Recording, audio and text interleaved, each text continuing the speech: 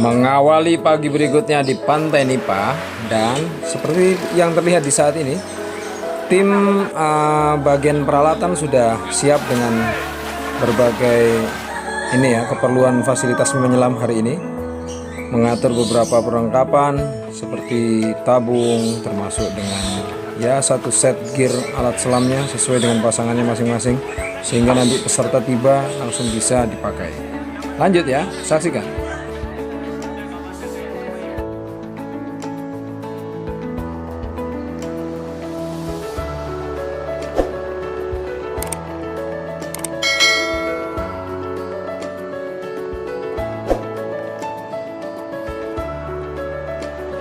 Wisata Lombok Utara.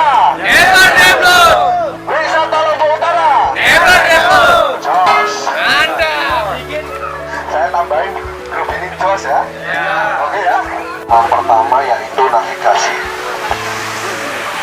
Nanti teman-teman cek juga merakit alat selam. Turun ke bawah, lalu kita lakukan navigasi. Setelah itu evaluasi selesai. Mohon perhatikan juga.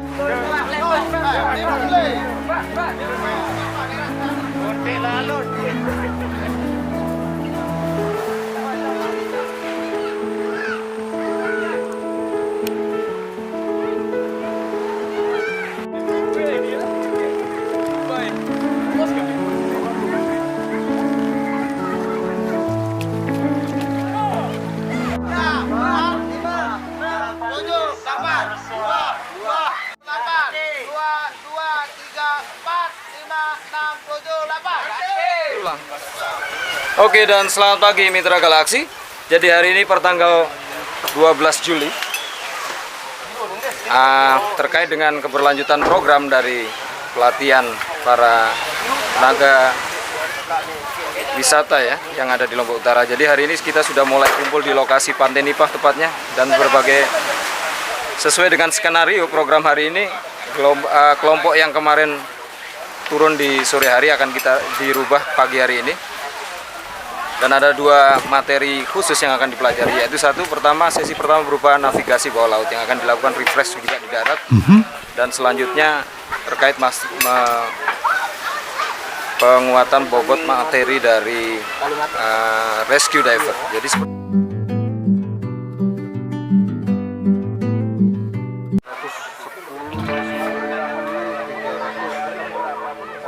kita mau balik, kita akan ini harus ditendang 200 tambah 45.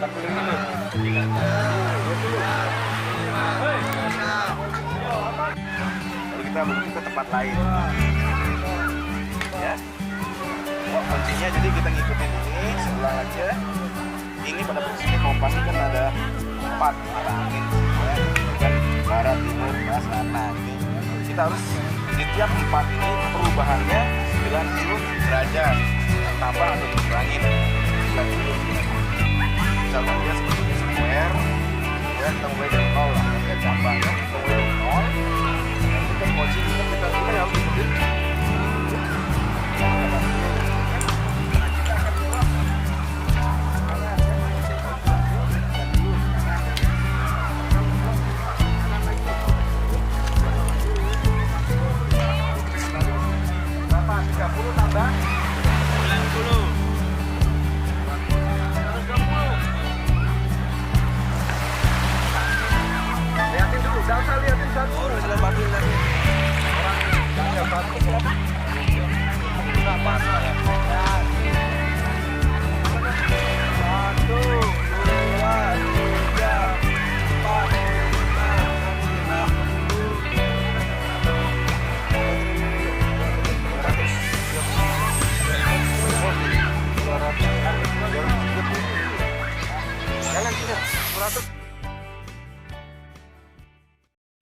Kemarin ada one strike line yang lurus itu sama square, ya. Jadi masih paham kemarin pelajarannya? Saya akan mulai lagi ya dengan pengetahuan dasarnya. Jadi ini sama sebenarnya kan. yang dibilang ini garis lurus ini, di sini putih. Nah, yang di sini ada yang merah ini. Ini labor line namanya. Ini yang arah kita akan tuju. Sasaran itu, sasaran titik dari poin kita di sini dasar. Nah, kemudian nanti ini di sini sama juga. Ini rotating bezel, bezel putar. Jadi kalau di sini di kompas, nah, jam kayak ini. Ini bezel juga putar. Nah, terus dalam selalu posisinya lihat ya, utara itu dia selalu menghadap. Jadi magnetisnya dari si kompas selalu mengikuti magnetis bumi. Utara tunjukin langsung sana. Dan kelemahan kompas, dia tidak boleh dekat dengan benda-benda logam. Ini sama kalau deketin gini ya, rusak dia. Nah, jadi tidak boleh dijauhkan dia ya. Nah, kita akan mengawali begini sekarang. Jadi karena kita akan menyesuaikan dengan kontur apa namanya, pegang satu, sesuaikan arah magnetisnya. Saya mau tanya posisi pantai kita di arah mana? Dengan menunjukkan angka atau utara. Arah yang ini, daratan kita sekarang ini. Kita sini. Iya. Tidak perlu diputar, dipahami dari garis magnetnya itu.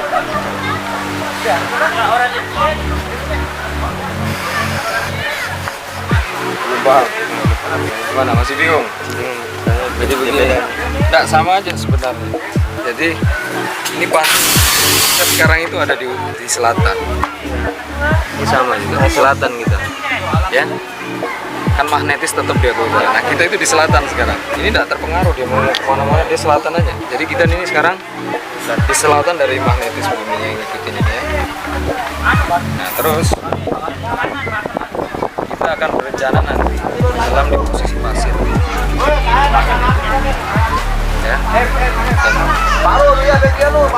Tidak usah sulit-sulit, kita akan menentukan misalnya dari sini ya.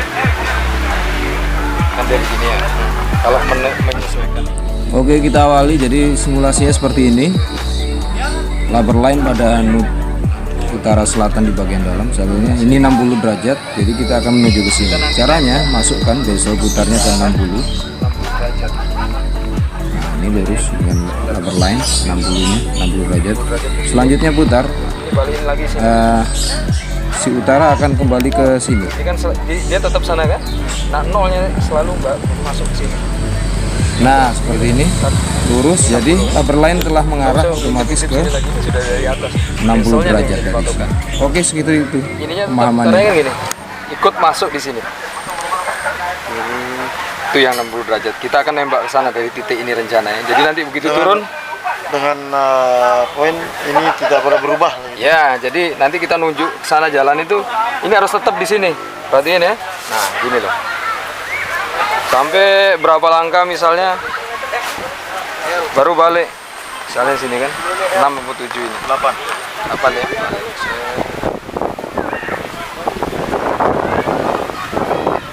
Ini. Sama aja gini kan. 8. 2, 3, 7, bisa kira-kira lah ya di titik ini. Udah paham? Berarti ini angka kembalinya kan sama aja dari atas atau 60 kan satu arah juga kita. Yang penting utara selatannya ini tetap dalam posisi ini. Iya. Tuh. Kemarin kan masih bingung ya kayaknya. Nah, ini sekarang untuk ya. Rubber line arah ini. Sudah cukup paham kalau one straight line? Nah, sekarang kita yang square. Square juga sebenarnya sama aja.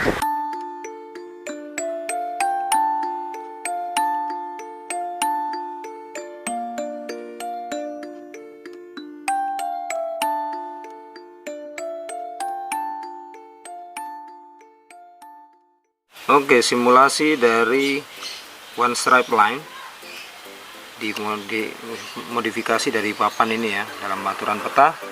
Ini bujur timur, bujur barat, atas lintang utara, dan bawah lintang selatan. Jadi kalau kita menuju ke arah 60 derajat. Setting di sini. Rekam dulu. Jadi untuk mengetahui ke arah rencana 60 derajatnya adalah kita masukkan dari sini bezel 60 yang terbaca di sini 60 ke titik utara. Sini ya, lurus dengan 60 lurus dengan utara yang ada di dalam. Selanjutnya arahkan bezel 0 kembali menuju utara N yang di dalam. Seperti ini. Dengan satu titik sumbu pusat ya, tetap di tengah. Nah, seperti itu. Dan arah bearing kita 60 derajat adalah menuju ke sana. Ini sini. Saya perbesar lagi.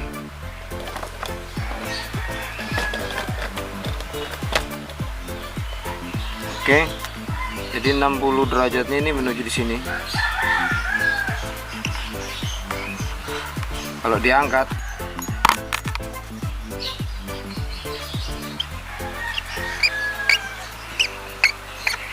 dan ini adalah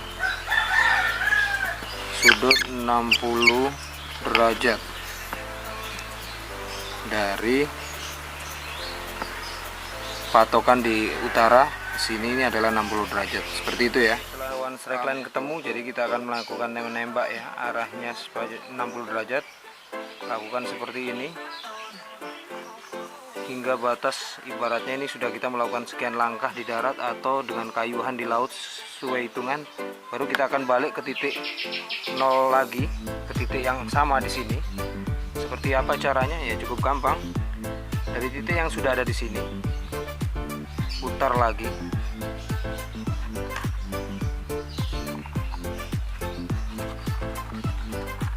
Nah, seperti ini.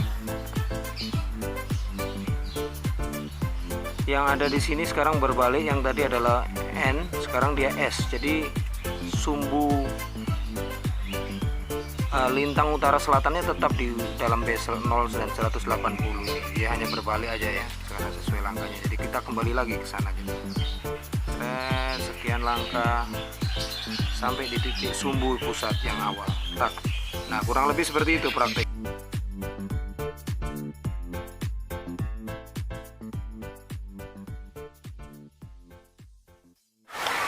Seperti ini. Rubber lainnya harus nol juga. Ya, sebenarnya bisa aja mau diarahin bagaimana kan, gini kan. Misalnya sampai di bawah nih, masukkan aja utaranya ke sini kan. Ikutin secara magnetisnya, masukkan sini, kolom sini. Nah, kita sepakati berapa, ini langkah darat ya. Misalnya 5. Baliknya harus di titik ini nanti. Ya. Ingat, tetap jaga, ini kan belum terpengaruh arus kan? Kita masih di sini. 5, 1, 2, misalnya 3, 4, sekarang 90 kan belok. 90 kemana? Artinya timurnya nanti masuk kalau yang di dalam ini timur, ini east, menuju ke sini. Utara tetap sini, dia kan 90 derajat ya. Terbaca otomatis. Oh, tetap 90 derajat. 1, 2, 3, 4, merubah putaran desa. Square, sampai 90 lagi. Selatan. Selatannya yang masuk di bawah. Laku. Nah, gini. Sama selatannya lurus dengan ini. 1, 2, 3, 4, 5. Yang barat. Nah, baru masuk lagi. Diputar itu sini.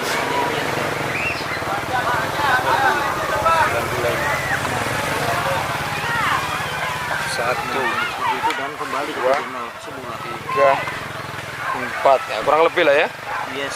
Kurang lebih seperti itu prakteknya. Nah, sekarang coba praktekkan. Ya. Teman-teman.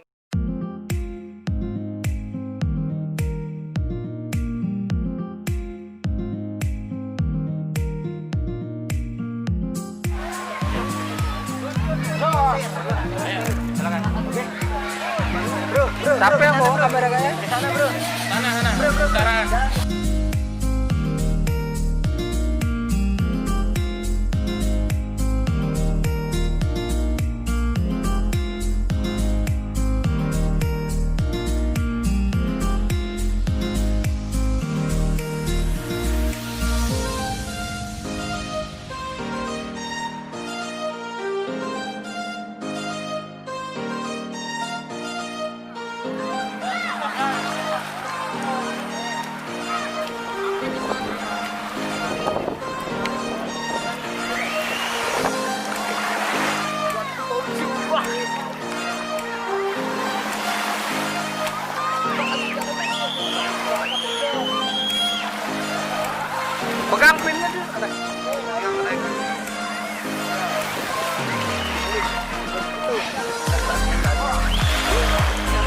Pindah, jangan lepas-lepas.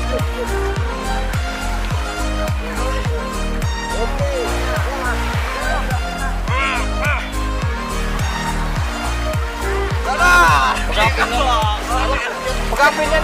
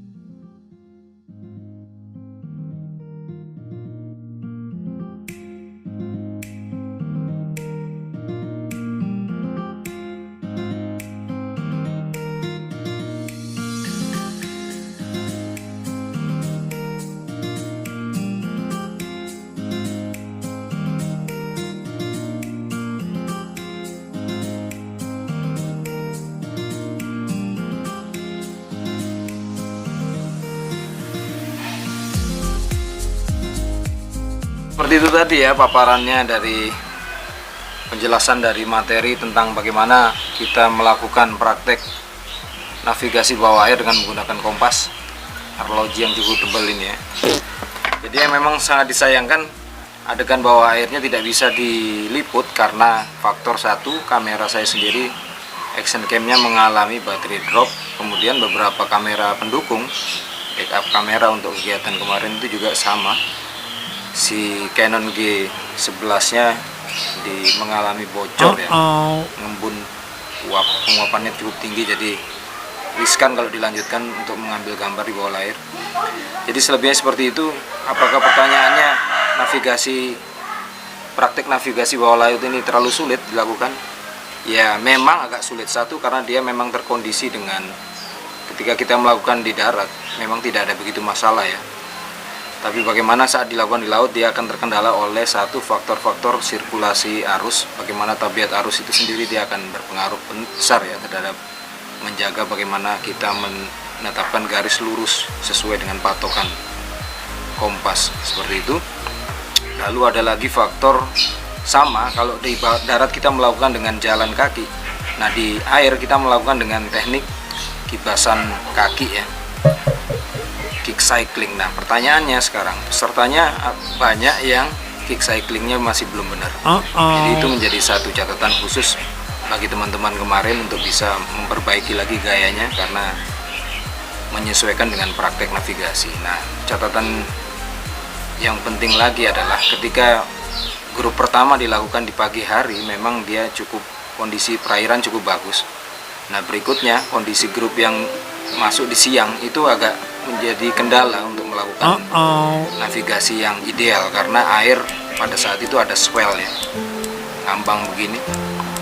Jadi praktek navigasi di air tidak bisa maksimal dilakukan. Satu, pemberat juga menjadi sedikit berpengaruh karena bisa jadi itu juga faktor pada sore hari itu mendung, tidak ada pemanasan maksimal, jadi salinitas bisa jadi dia meninggi. Nah yang tadinya pemberat dilakukan sekian oleh peserta itu bisa jadi berkurang. Artinya itu juga akan mempengaruhi ya praktek navigasi. Oke, catatannya seperti itu dan semoga bermanfaat dari hasil jejal visual yang sudah diberi ya dalam alur cerita yang tadi. Tetap semangat dan berlatih. Pastikan sertifikasi itu bisa teraih sesuai dengan kapasitas kalian.